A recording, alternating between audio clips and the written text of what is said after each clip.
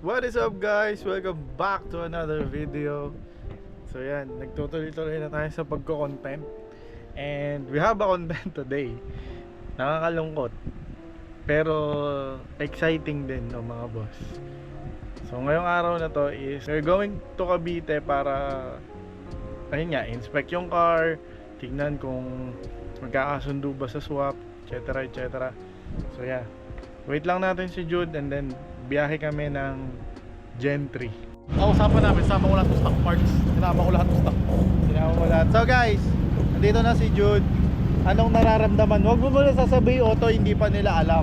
Excited kasi may kababa ko baka na hindi niya kulit tao. Parang gano'n, parang naggalalan tayo. Pero okay lang naman. Okay pero, lang. Para bang andun yung upuan pa rin na. Pero nagsabi naman kasi siya na done deal na. Almost done deal na. Oo, tapos tinanggal niya na yung listing sa FB. Tapos ayun nga, nagre-reply naman siya kaagad. Tapos tinatanong niya nga anong oras na ako pupunta, ganyan. Basta yun. So excited ka na. Oo, So by the way guys, ito na yung last video namin na makakasama namin tong baka auto ni Jude. Pero this is one of the hero car sa totoo lang na ginagamit namin kasi si Papa Mardy sa Papis, di ba?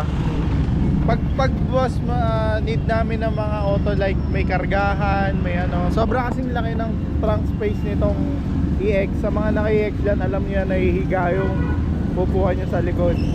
Na syempre, marami kaming memories dito sa auto na to. Maraming builds. Yan, kagaya niyan yung mga late night deals namin yun sa mga mags, sa mga parts. May mga pyesa na hating gabi kami bumabiyahe ng makuha lang itang ina basta. Oo, makuha lang namin guys. Cavite, Bali ka ng Bataan. Isa pa to, ngayon din. Anong oras na naman tayo makakarating doon? Oo, As guys. alas 10. Eto na.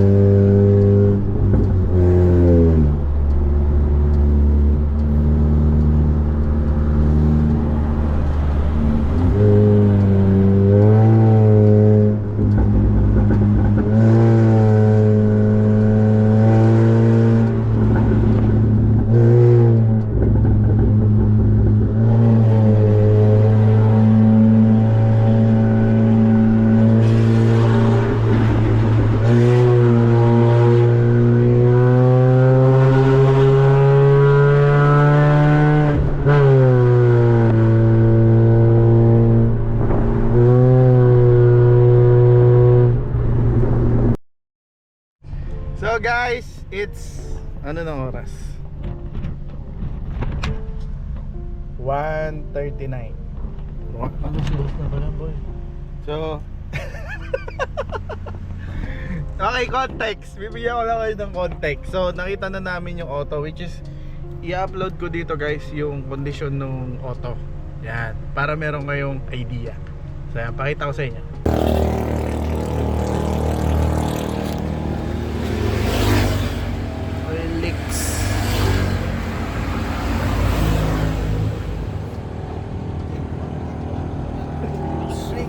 Bearings.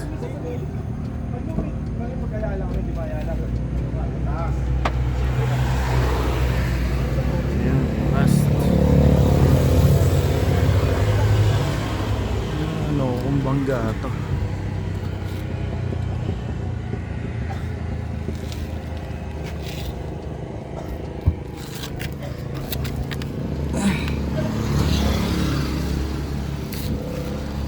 Headlight.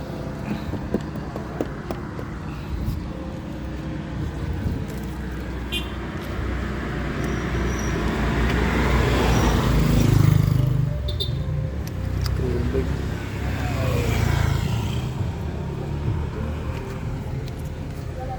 May mga kalawang na sa bahay.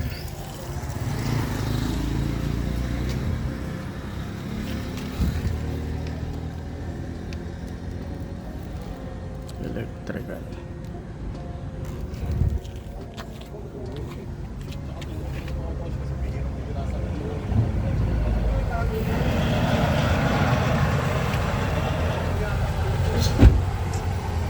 Yan.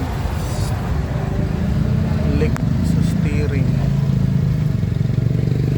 So power steering.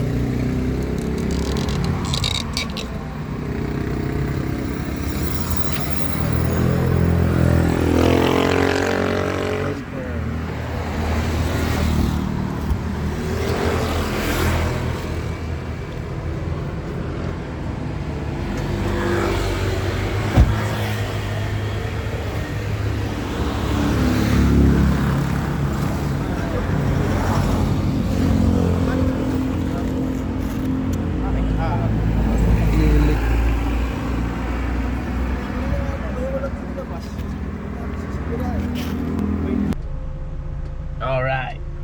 So ayan, no, nakita nyo na. Gets nyo na ngayon kung bakit malungkot si Papa Jude. Ako, supportado ko si Papa Jude sa pasok niya sa isang JDM build na auto. Pero syempre, natuto tayo sa JDM build, natuto tayo paano bumuo. So syempre, sila na papasok sa mga ganong larangan, syempre yung experience and knowledge natin dapat i-share natin sa kanila. So nakita nyo naman yung video. gusto niyang kunin, guys. Gusto niyang kunin. Unfortunately kasi, to be honest, straight swap dun sa auto medyo hindi worth it, no, mga boss. Pero syempre, masakit sa loob. Tingnan nyo naman. Yo, by the way guys, si boss is sa amin, approach. And sabi niya is mag-add siya ng 10k. So dun sa 10k medyo alanganin pa din talaga. Kasi yung price value talaga ng EX is mataas. And yung tinunong makina niya at saka yung ayos nung engine niya, yung lahat, pang ilalim, gulong bago, sobrang plus yun. Siguro kung bulok yung EX pwede namin straight swap, pero sa ganun di kaya. So shoutout kay boss, nilibre niya kami ng kape. Yan. Gusto daw niyang i-project car nga ni. Project car nga ni. Wala kang pera nga ni. Puro pagawain nga ni. Pero nakita mo yung ni boss, di ba? Nag-add siya. Kasi nakita niya naman, di ba? Ganang malungkot. Shoutout sa mga ex-doc. Niready nyo na yung letter nyo. Bang guys, Orani, we're back again. Uuwi na kami guys, and yeah, dito pa rin tayo. EX pa rin tayo. So yan, 2026, no new, still you. I still choose you. So yan mga boss, syempre, yun nga, learnings, tapos pinag-combine na natutunan sa buhay, sa auto. No regrets. Di na kami magpapakatanga, no? No regrets. Yes. Walang hindi kami nanghihinayang. Yes, kasi guys, hindi talaga worth it. So, natin pumastos sa gas, Colgate, pagkain. adventure na lang. O na lang, gas. Memories. At least nakita in person kasi kung hindi namin pinuntahan, baka matilo pala tapos doon ka manghihinayang. Tama. At least yun, nakita mo in person. Alam mo, So yun, nakita namin. Ako naman, may alam na ako sa auto. Yun nga, hindi nakalusot. Anyways, yun na talaga. Kung para sa amin talaga, ibibigay ni Lord yan. Alam mo, Oo. next year. Malay mo. What's up mga boss? Meron tayo mga masket. Hello po. Ay, bless. Yan na. Bless. God bless you. So yan mga boss, no? Usapang project car tayo. We're here at Nueva Ecija with my cousin. Ayan, si Bam. Tapos ayun yung ayun yung auto. Oh.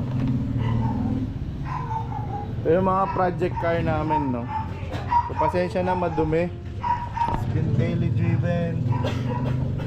Ayan, dumi. Pa-engine wash natin pag uwi. So this is Baymax, the Bams GSR. So yan, no? Ito na may project car niya. Ba, ano may advice mo sa mga pagbubuo ng project car? Bilang ikaw is first time mo, di ba? First time. By the way guys, bigyan ko lang kayo ng konting context. So itong pinsan ko to, nag-uusap kami regarding sa cars. And then, one time, sabi niya, kuya, bibili ako ng kotse. Gusto niya nga yung Honda eh. So, which is okay sa akin yung Honda.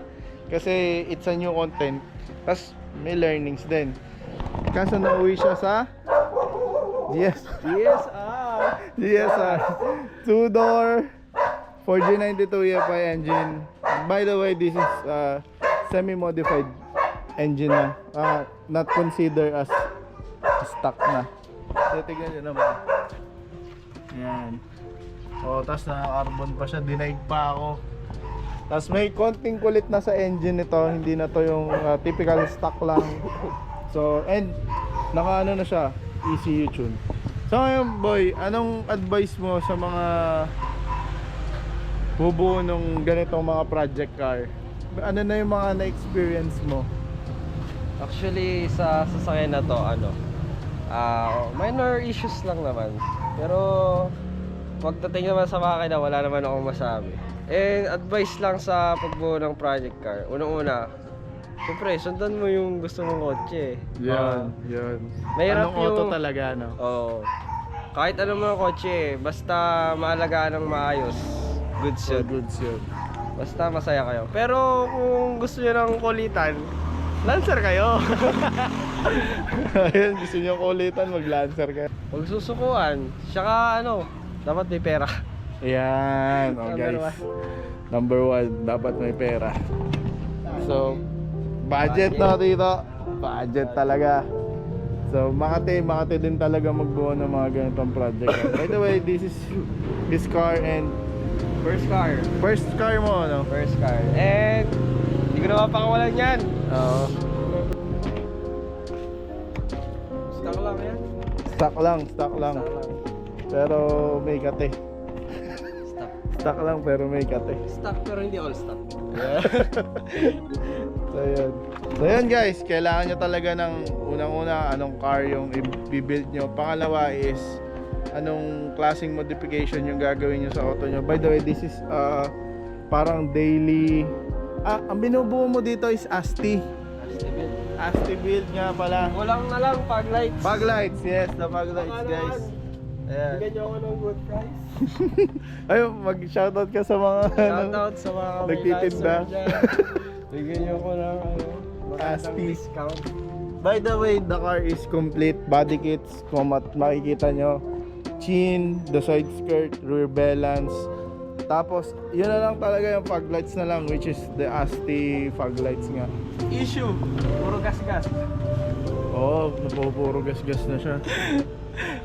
Anyways, so yun, kailangan nyo ng project car. Second is anong klase yung i-build nyo sa kanya. This is pang daily na Medyo stunts car. Pili ko yan. Kasama ko siya during review season. Oh, by the way, congrats. Pumasa na to sa, anong pangalan to sa ano niya? Yung exam na yun? Ano na ako, PHRN na. Ayun, PHRN. So, and then third, need nyo ng budget for the build sa ganito. By the way, yun nga, first car niya to, first build. It's a good job for a first build. Yun kasi nagagabayan natin siya na pag na tatanong siya sa akin ano yung mga i-upgrades, ano yung mga iibahin pa or babaguhin. By the way, this car is semi stock. Semi-stock. Ay, di perfect. Pero ano, Oh pala, yun pala, simula nung na-own mo to, this is a 90s car. Tapos yung bakit luma, hindi yung mga modelo ngayon. Kasi yung nagastos mo dito, makakabili ka na ng mga ano eh, Vios. Oh. Vios. Honda City. Ano, syempre, doon tayo sa ano tawag doon? Mag-start tayo sa baba. Uy, magana. Saka ito yung binigay ni Lord eh, di ba? Yan. Dapat grateful tayo kung ano yung binigay. Tsaka ano, gusto mo talaga to eh. Oh.